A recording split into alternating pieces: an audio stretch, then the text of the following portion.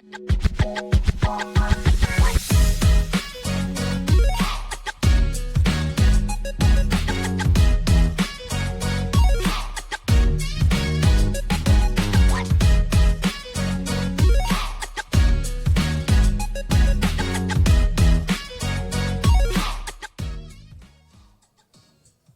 everyone, welcome to our Valentine's Day webinar. The theme of today is how to master multi-channel B2B advertising. My name is Malin Hertzberg, I'm your host of the day, and with me I have Jack Tervaljärvi and Tanja Tammisalo. Welcome. Glad to be here on this beautiful Valentine's Day. Indeed, so happy to be here. The theme of today is how to master multi-channel B2B advertising. My name is Malin Hertzberg, I'm your host of the day. Great. Perfect. So quick round of introductions, Jack.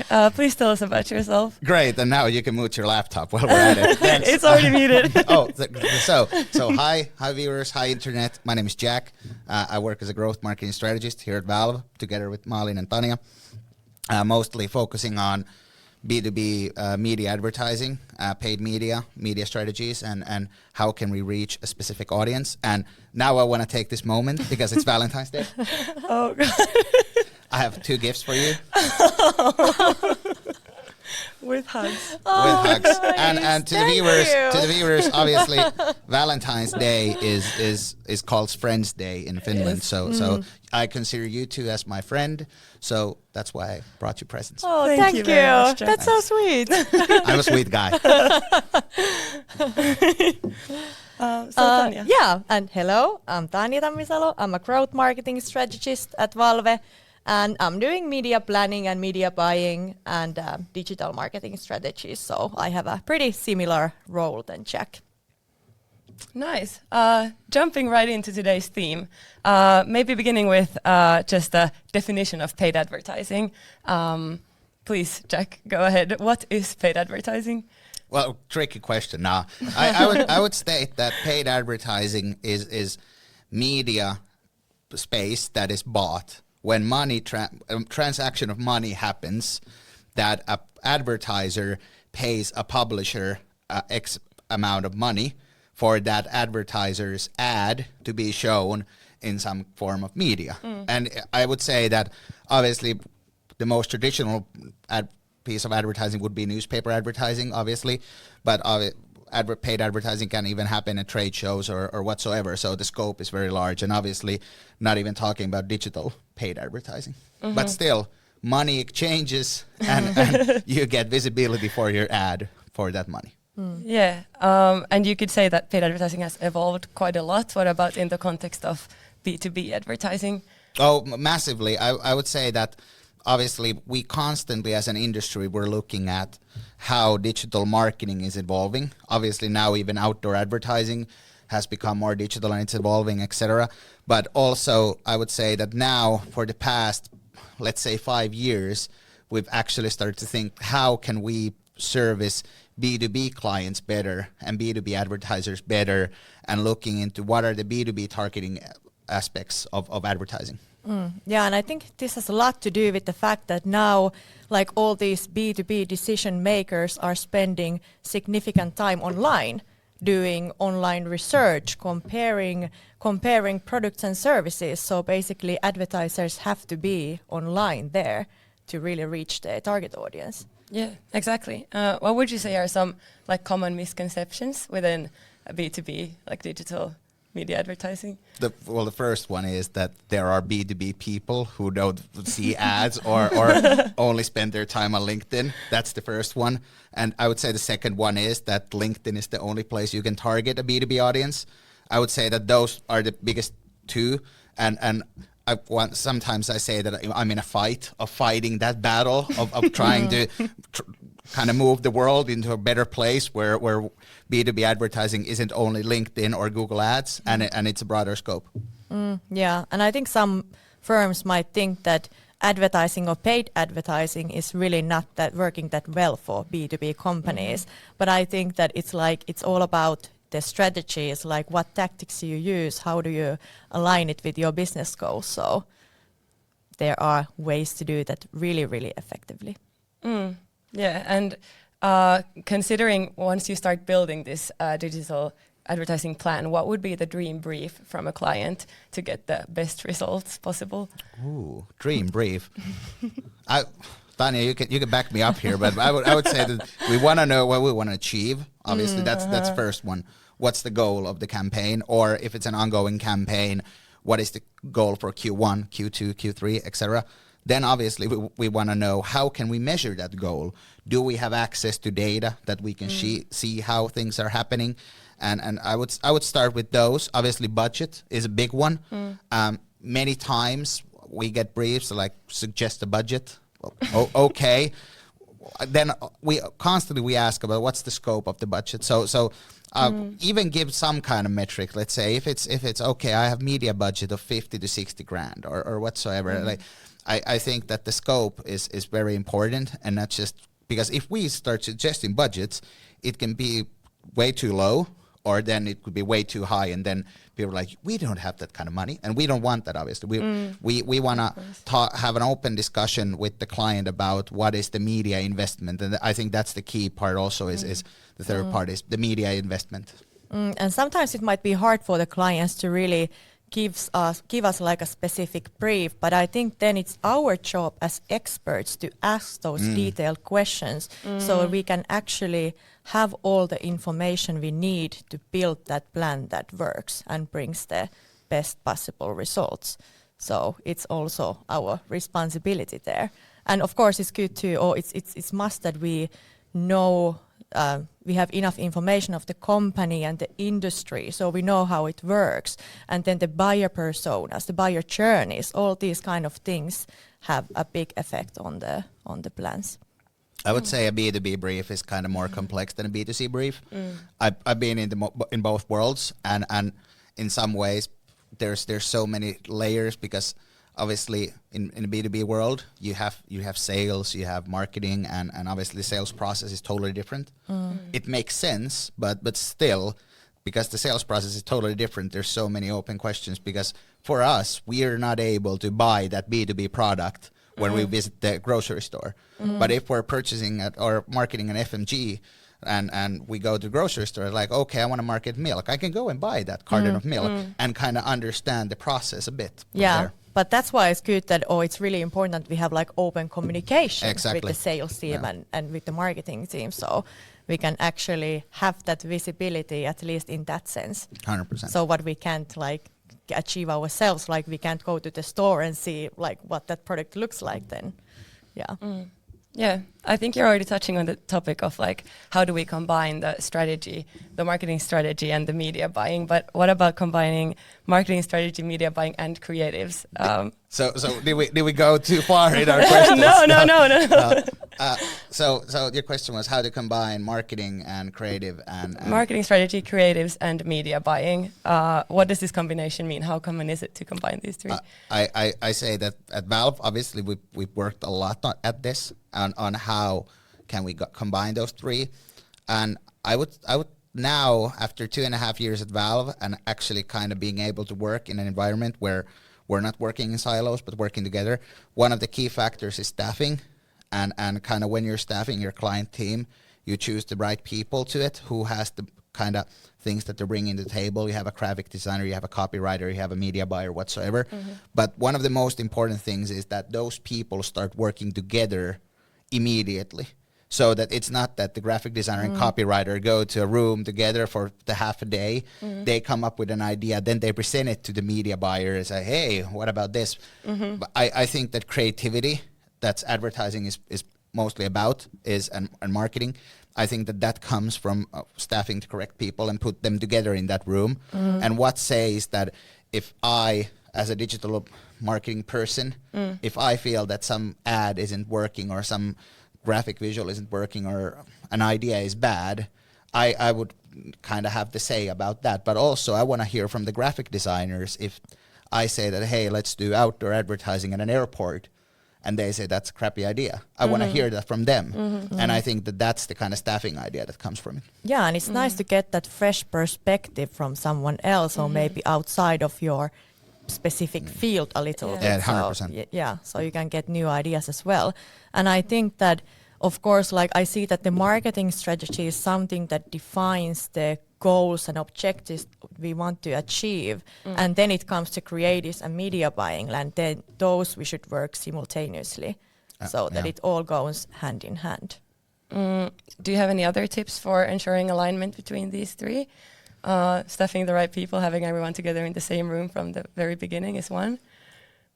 I kind of want to think that it's bunch of bright people who are in the same room. Well, you participate in Young Lions, right? And you're not, your title doesn't say that you're creative, right? No. Yeah, but still you manage to have a creative idea with Emma, right? Yeah. So Exactly. I think that's the pinnacle point, is that obviously I don't know how to draw, or I don't know how to do great graphics at Photoshop, right? I don't know how to produce the end product, but I kind of want to consider myself as some kind of Rick Rubin type of producer who has this idea of what works and what doesn't. And I think that in a team that works well and kind of tackles the issues or problems immediately together and not in silos, I think that's the key moment, and the key factor are the correct people, and not looking at titles or what is your specific. Obviously, when we start working in the PowerPoint, then someone does that, writes, someone paints, and someone buys media. Yeah, and I think it's also that not all creatives work in all channels. Yeah. So you should always think about where you can reach your target audience with what message at what time, basically. So that's why it's also super important to have those people in the same room. But I think often it doesn't happen, especially in firms, if you have many external partners who are handling different things. So it might be quite a challenge sometimes to actually have that worked in a way that it would be the best. And one thing obviously is when thinking about the question how to combine the creative, the marketing strategy, and the media buying is when we open Photoshop and start doing, let's say, some graphics for any subject, we get somebody gives us graphical guidelines and say this brand works like this.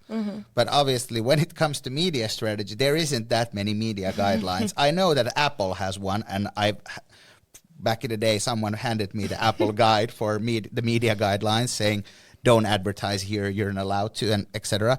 But obviously those aren't that popular, and also obviously the company strategies, what are the goals, and how does the company talk to, and what are the past campaigns? What is the data that has been done, that we don't repeat the same mistakes that maybe other agencies or previous colleagues or ourselves. And obviously, I think that the insight of the kind of case that we're working on is very important also. It's not just about the great people in the room, but they really need to know what kind of question, like you said about the brief. We need to ask the correct questions, and I think that that's a big part of the whole thing. Yeah, definitely. And am I understanding you right that you think that media planning should be included in the very beginning of the creative process? Yeah. Yeah, exactly. I would state that if a graphic designer has an idea of okay, this campaign would do so well at an airport, why myself as a media buyer, my idea would be, okay, let me try somehow to align the budget and to get it to work at an airport, or let's see if that idea is good together. But I think that the idea is where we should advertise or who we should target. That doesn't require a media buyer. It requires a good team. Yeah, and all those decisions should be coming from the client, like the target audience, the need, what do we want to achieve? So that's like the base for it all. So why do we even need paid advertising? Well, if you only rely on the organic visibility, you can only reach like a really limited amount of people. And you are basically only reaching people who are already maybe interested in your brand or your services.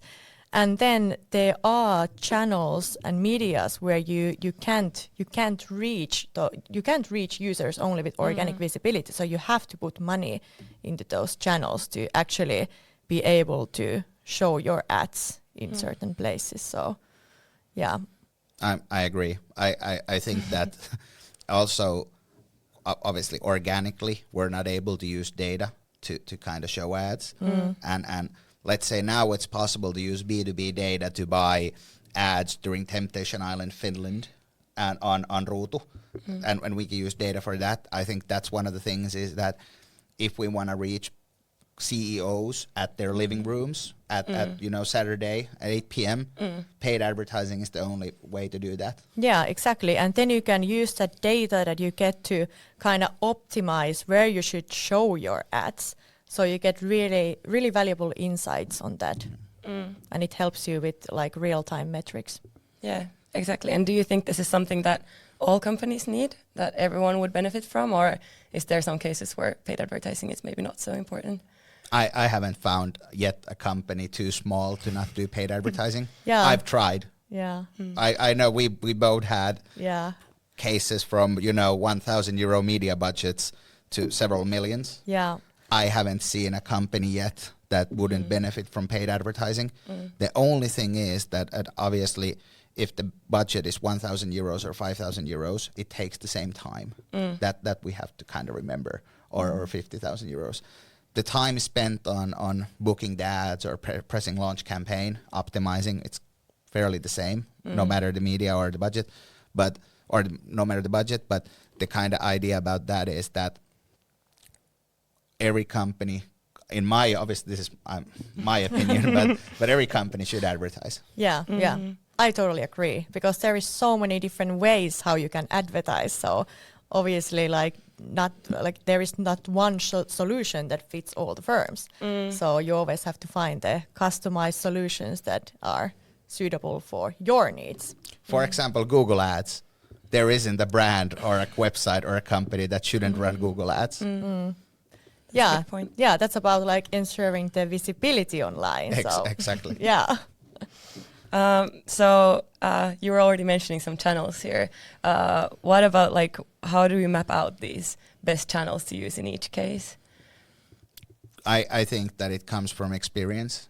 I think that, for example, at Valve, we've done so many campaigns in so many different channels that we kind of have gotten key learnings. And I think that that's the kind of power of an agency, is that you kind of together learn new things and you learn new channels. You get the medias to present to us and we get learnings on what channels, how do they work, what are the targeting options. And I think that if I would go to Google now and state, okay, how to do B2B advertising, there would be a lot of blog posts about LinkedIn. And I go to Hakaniemen Tori and ask, what about B2B advertising? They all say LinkedIn. And I think that that's one of the things that kind of we need to be out of that scope and think about new medias. And I think that for the past 2.5 years that I worked at Valve, I've gotten a lot of great ideas and great campaigns behind me.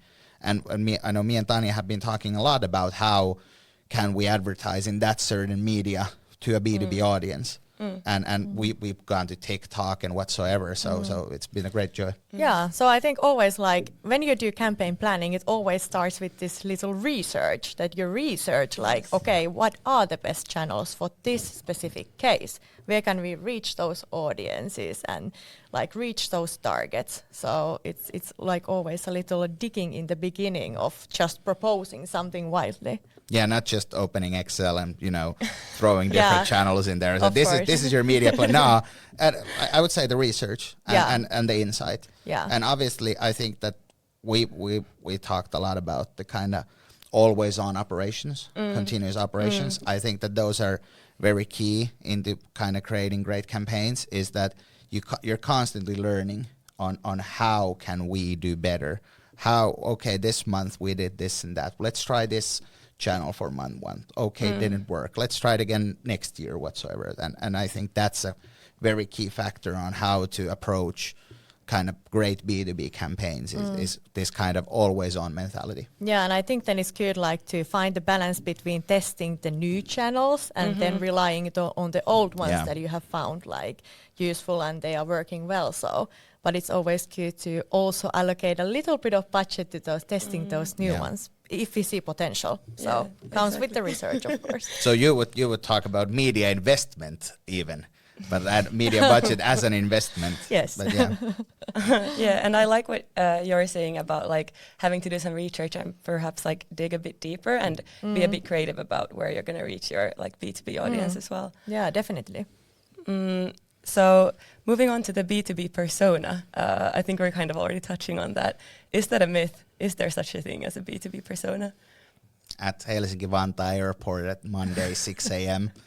there is a B2B persona on the flight to Frankfurt. That's a B2B. No, but in terms of B2B, there isn't a B2B person in my opinion. We all consume media, but I would say that obviously during our day, our media consumption differs.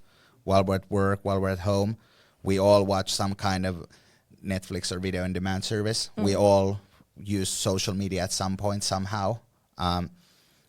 Let's say that Frankfurt flight 6 a.m. from Helsinki-Vantaa on a Monday morning, I would say that's kind of a B2B media space because there's a lot of people going to their jobs in different parts of Europe. And obviously if you kind of advertise to those, they are B2B people. But in terms of digital marketing and kind of only place where you can reach a B2B person is LinkedIn. I don't believe in that.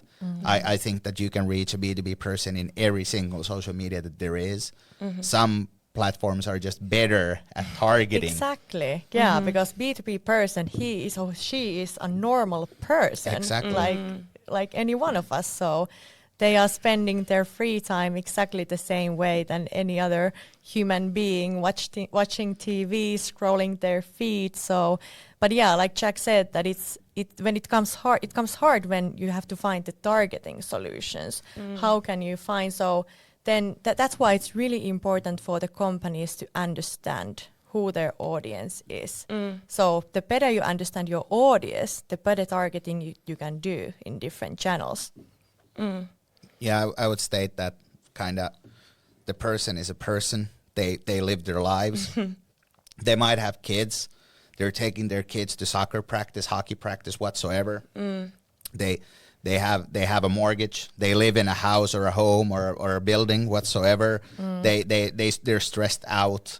They're on a Friday night they might go out for dinner in a restaurant. And I think that we're all people and we all consume our days a bit differently, but there's so many similar aspects to our days. And I think that's kind of what a good media planner also knows is when you're buying that advertising is you're kind of trying to scope that day.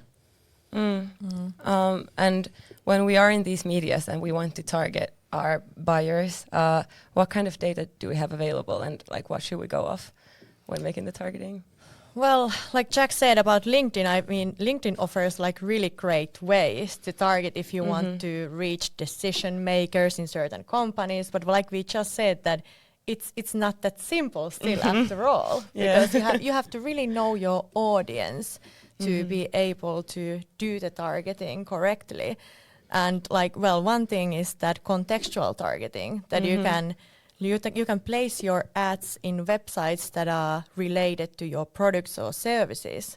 So or something like that. So I think that now we live in this era that you have to find new ways to target users and also get to know your audiences better. And definitely kind of understanding that if I'm a global B2B company and for example I use HubSpot and I go into my CRM and see how many what kind of list do I have or how many marketing consents do I have, and I say okay, I have 1,000 Finnish CEOs that I can market to. The kind of next question could be, okay, what can I do with this data? And those are the kind of things is that not only thinking about what can we do on LinkedIn. And I think that one of the beauties that I love about B2B marketing is the creativity, because every time there hasn't been a single case that we've kind of worked on that's really simple. And I love that because every single time we need to think like, okay, what are the opportunities? What is data we have? What works? What doesn't? Et cetera, et cetera. And I think that kind of problem solving and kind of creating great campaigns after that problem solving. I think that's one of the greatest things that I want to work in this industry right now. I think it would be too easy if we just had the B2B decision maker targeting. So 100%. we need the challenge. I hope that AI doesn't make this profession too easy because then we need to switch jobs. So what about first party data then? Is that something you would recommend we use, or? Yeah. If you have data, and if you have a head of legal at the company, and you've talked about, okay, we have these email addresses.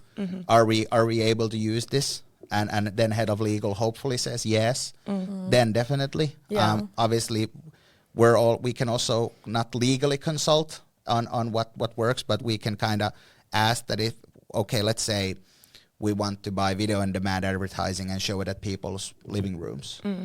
We might need some kind of data, for example, phone numbers for that.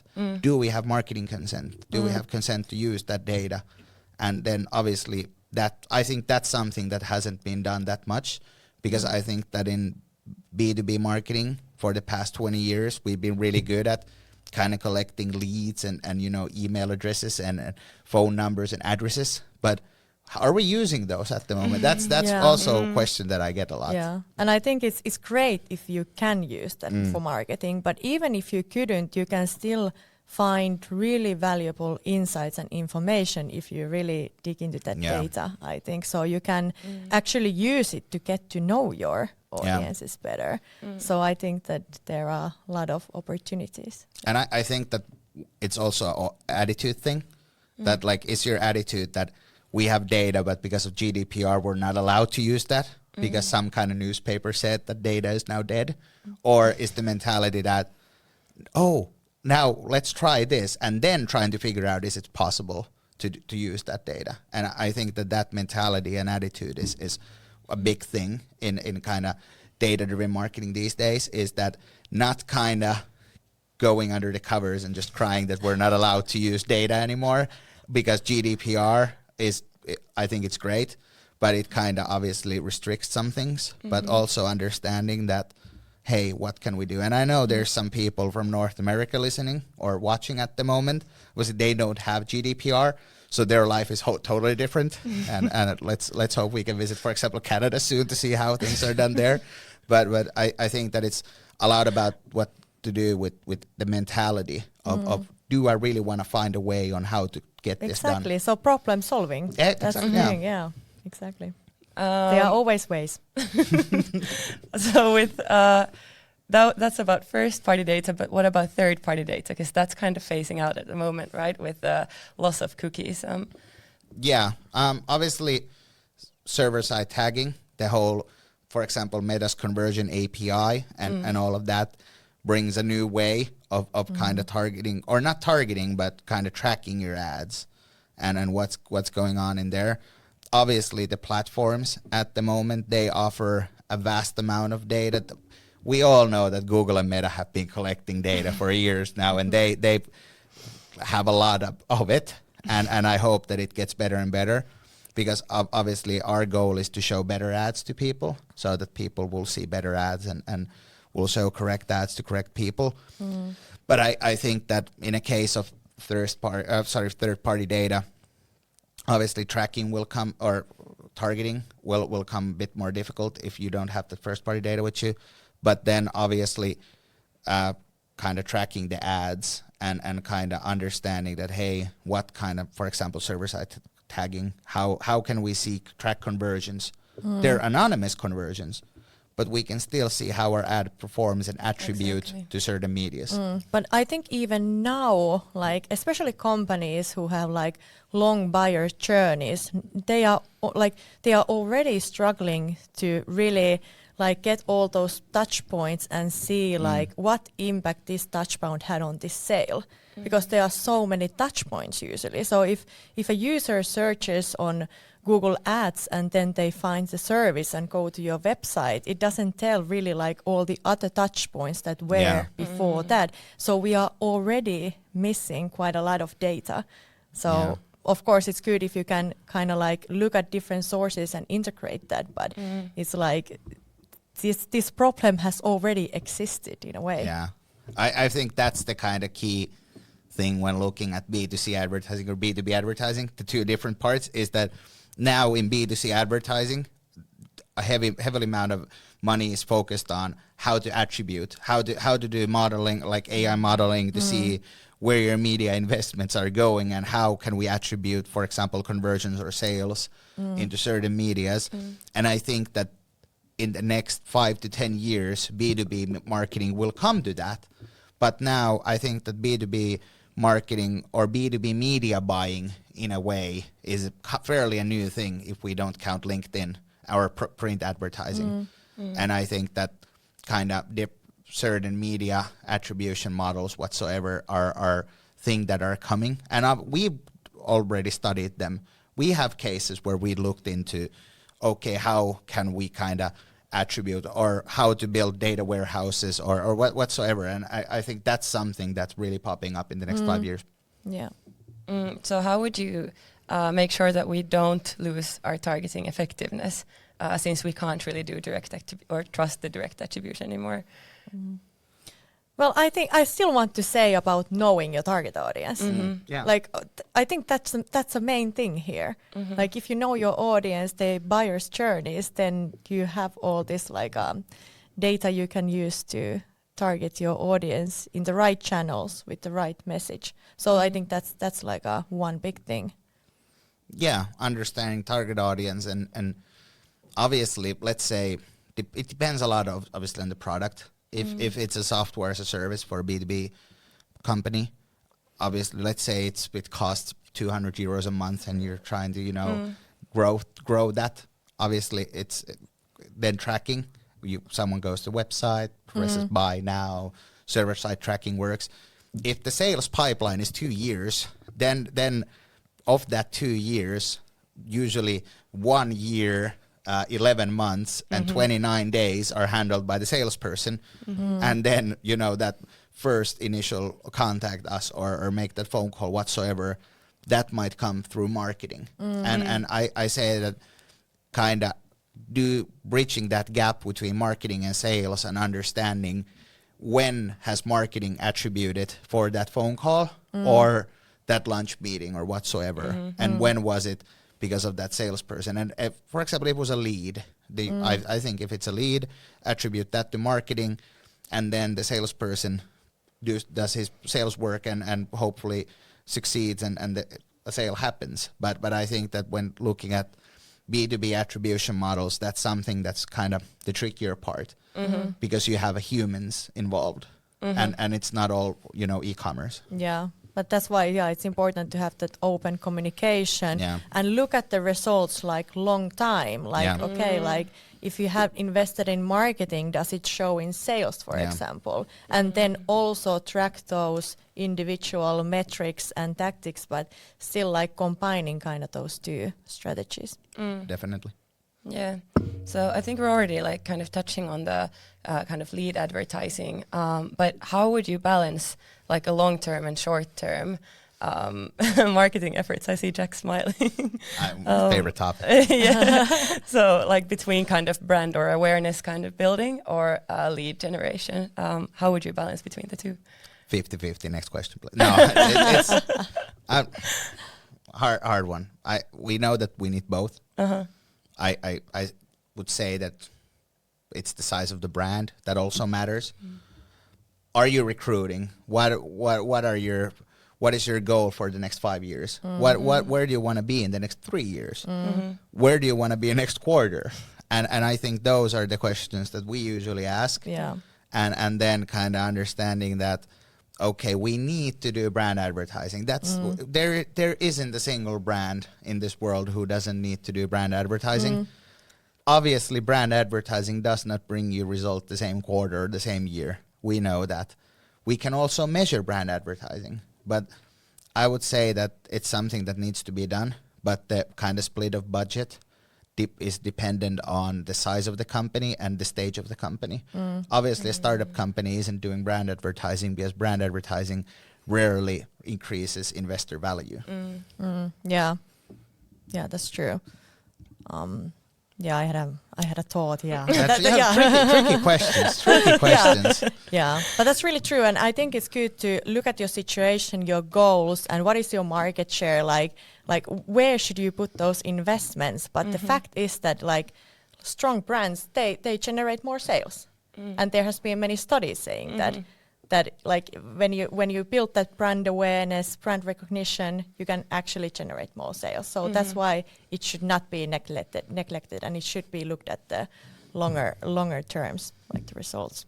I love that you said strong brands generate more sales, and I would love to get that as a tattoo, because you should. But it's true. It is true. It's true, and I want to say also that when doing, for example, performance marketing or I don't want to use the word tactical, but performance marketing, we also have to make sure our brand looks good in the performance marketing ads, because every impression counts. If we show 40 million impressions a year to 1 million people, then we kind of have to realize that, okay, we've shown 40 million impressions for a million people. So 40 times a year, a person has seen our ads.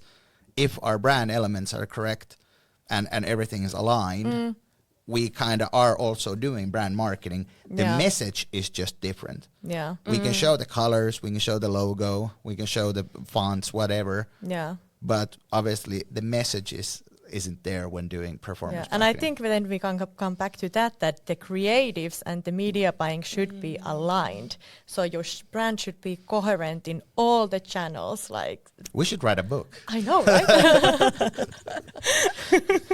Love it. Yeah, I love it. Full circle moment.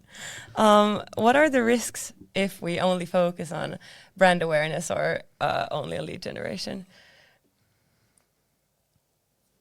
You want to take I it? think I can take it. Yeah, I will then continue. Oh, great. For example, lead generation. We very often, one of the big briefs that we get is let's do lead generation campaigns. We need more leads. And then we do a lead generation campaign, and very often we understand in the middle of the campaign that, okay, there might be some leads coming, but then someone asks, okay, what's happening to these leads? What is the sales process? And we're kind of focusing on the short-term effects. We want leads now. Okay, I'm not saying that's a bad thing. There are moments in time when you need leads now, and you need leads. Let's say I want now leads for March. There are times when that is needed. But without a good kind of baseline of marketing operations that are constantly happening, those are really hard to do. And I would say the same for brand marketing. Without the baseline of kind of brand marketing happening throughout the year, let's say I need to, for my brand to be much stronger during 1 week in May.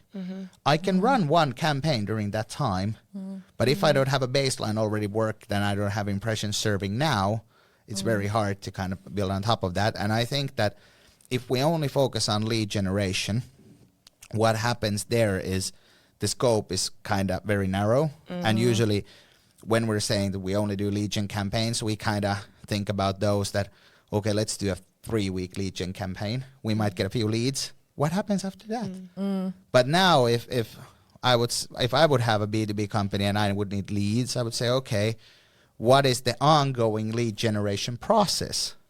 When that's working, okay, what is our ongoing brand marketing process? Okay, that's done. And I think that's one of the things is that how can we do marketing as an ongoing process and kind of look what is the balance between lead gen and brand marketing? Because like we said, it depends on the company. What's the kind of difference? Because company size and everything matters on the kind of balance between those two. Yeah, and the fact is that like most of the B2B buyers, they are not ready to make that decision at that exact moment. So you kind of have to warm them up, and when they are ready, then they remember your brand, and beyond that, they want to buy services from your brand. So that's why you have to have that brand advertising. And yeah, like complex B2B companies with long buyer's journeys, it's not realistic that you run one short lead generation campaign and you receive all these great leads, but it actually requires like a lot of ongoing work. Imagine a world where just press launch campaign Would be too easy. and so many leads just come in like, I want to buy your product right now. So since we're talking about this kind of sales funnel maybe or marketing funnel, I have a question in the chat about the dark funnel where no tools can track prospects activity, but it certainly has a big impact on the purchasing decision and making process. So like, what are your thoughts about this dark funnel? So dark funnel where we're not able to track anything. Well, my first question obviously is, are you sure, or are we sure? Because, but obviously, if we're not able to track, we have to kind of go back into, 1960s or 1970s, 1980s, the time before digital marketing. Because that's one of the things is that if we're not able to track, let's say, certain steps, we weren't able to track certain steps in 1990s. We have to remember, I was born in 93, so I don't know nothing about that time. but what I've learned through books and watching Mad Men is that we weren't able to track kind of what people were doing. But the whole idea of showing ads gets people to do something. I still believe in that. That's why I work in advertising. But the kind of idea that what are the kind of factors that we can do or the operations we can do to kind of measure our effectiveness? Obviously, we can see that, okay, sales have gone up. Can we do polls? Can we contact some analytics or questionnaire agencies saying that, hey, I want to ask 500 Finnish CEOs, what do they think about our company? Yeah. Let's create a baseline. Let's run 2 quarters of campaigns. Ask them again, hey, okay, what do you think about our company now? And I think that all those tricks and tips that were done for the past 100 years, now that we're all digital, we've kind of forgot about that all. And I would kind of love to also bring those tools back a bit. Yeah, and then it's about generating content and encouraging your buyers to share information with you. And like Jack said, you can still see if you see increase in sales, that's a sign that something is working. So you can kind of try to find the correlation there as well. So would you say that marketing data quality is usually good, or how would you kind of rate the level of quality on marketing data? There was a quote on data that I once read on LinkedIn. I'm not going to say it now, but it just came to my mind. But that kind of idea of marketing data, we've seen obviously cases where there's great amounts of data and it's all really nice put into, and there might be even a person who's visualizing that data for you, and that's great, that's fantastic. But then there's also cases when kind of there, for example, the data isn't available. Some kind of restriction says that the agency is not allowed to come and look at the data, even when supervised at the client's office or whatsoever. And I would say that obviously in those cases, I would put it in the same basket as not as good quality data because we're not able to see it. So there kind of isn't any data. And obviously, like I said, companies differ. And in this case, when it comes to marketing data, companies differ a lot. You might have 20 clients a year that you're serving, and each client gives you 50 million euros. Obviously, your CRM will look totally different than, for example, software as a service or whatsoever. And like, let's say you're serving 100,000 clients a year. Everything is totally different. Yeah, and I guess it depends on the amount of data. The less you have, the more important it is that it's like a good quality data, of course. So would you say that we're able to measure like causalities for a sale? Like how the much, causality, yeah. How much, like how much that, or what Can you translate that a bit? So like kind of what, if you have something here, like how does your marketing efforts end up affecting your sale? Like can you measure that causality somehow? Yeah, you can. And I think that obviously coming back to different attribution models on different digital platforms, and obviously the issue now in our industry is that me and Tanya, we're not coders, we're not IT specialists. We know how those trackings or attribution models work, but kind of coding into our server-side tagging whatsoever, it's really hard. Where if someone would ask me, hey Jack, can you do a multimedia mix modeling AI system thingy that kind of gives me numbers on where to invest media budget? I know those are available. I know how they look. I know even where to click buttons to make it run. But do I know how to build it? No. So I think that's also one thing that's coming into our industry is the complexity, and we will need more data analysts. We will need more coders whatsoever in the marketing industry to kind of be able to track and understand where the results are coming from. But as a person, I don't like to say no to nothing. So everything's possible. So what would you say are the most relevant metrics then to track in B2B? I would say that really depends also on your objectives. Like what do you want to achieve? If you want to have that brand awareness, they are completely different metrics that you would have if you want to focus on lead generation, for example. So I mean, I think those are all related to the goals that you're trying to achieve at the specific moment. But I think that still all brands should like try to drive brand awareness, brand recognition, and sales. Like, is there any brand that wouldn't need that? Yeah, exactly. And then when we want to tie these media results into business results, how do we go about that? How do we show that we're getting actual business results from these media results? Attribution, again, tracking. I would also state that now this is also an attitude thing or a kind of mindset thing, is that if you think that it's not possible, I don't want to think that nothing is possible or whatsoever. I kind of want to think that everything is possible. Obviously, things cost money, and I would state that even saying that that's too expensive is better than that's not possible in terms of tracking media investments and kind of bridging that gap on how media investments bring business results.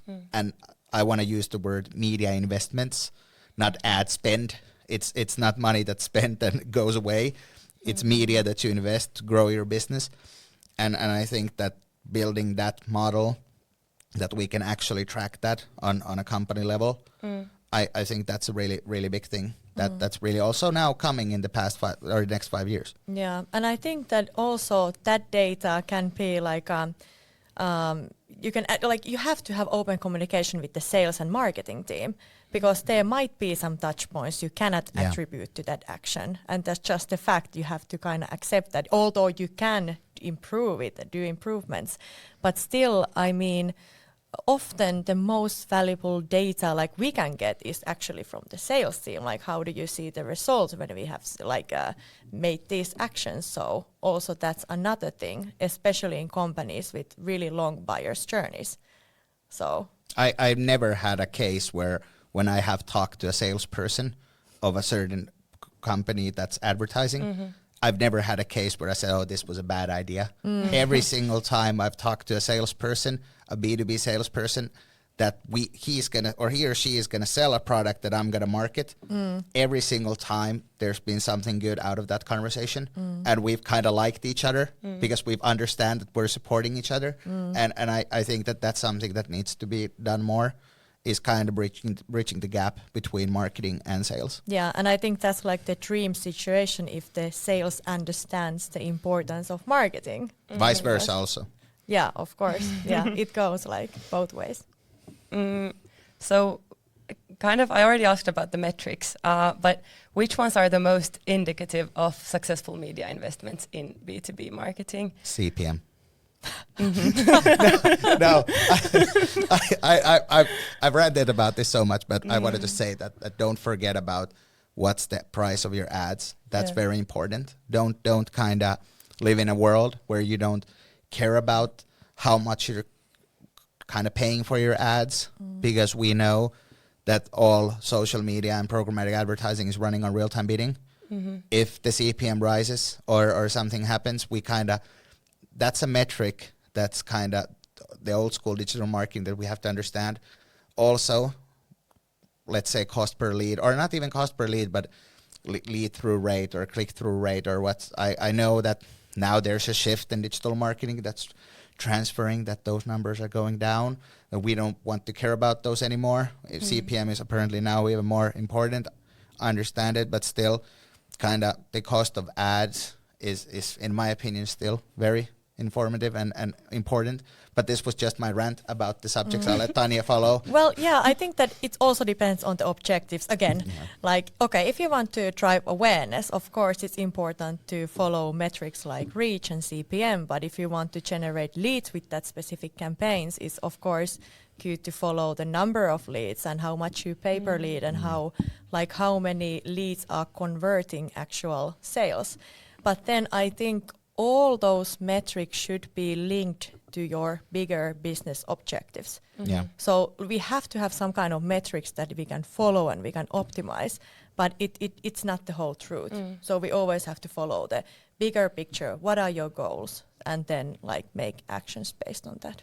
Yeah, I would say that understanding what's going on in the company, not only marketing, but what are there new product releases going? What are the feedbacks on why this product has been purchased or not whatsoever, and kind of understanding that situal awareness, and then converting that into how to do better marketing and media investments. Yeah. So same thing, asking the right questions, having an open conversation with everyone, workshopping, meeting with people, understanding that we're all here with the same agenda to do better results for the company. So it kind of comes to the dream brief when we were talking about that. And staffing really and everything comes back to where we started from. Yeah. Well, that's good because we're at the end of this already? webinar already. Yes. So it's good that we can tie everything kind of back together. I'm glad that I had the chance to have my CPM rant. You just fit it in. Great. So any final remarks? You want to start? I'm still thinking. Oh, are you? Oh no, I have one. Advertising is happiness, right? And we want to kind of have a smile in our face while we're marketing and doing advertising, and we want the people who are buying having a smile in their face. And I think that's one of the things that made me fall in love in this industry, and I don't want that to die. So everybody watching at home, listening, whatever, be happy, enjoy media buying. And if you want to take me and Tanya for lunch, or let me correct that, if we can take you to lunch to discuss more about B2B media advertising, we would be glad to do that. So yeah, I love that end note. Yeah, that's a good note to end on. We're waiting for your call or LinkedIn message or email or whatsoever. Yeah, perfect. I think we're going to end right here. There's no more comments in the chat. So thank you all for joining us today, and have a nice Valentine's Day. Thank you, Jack and Tanya.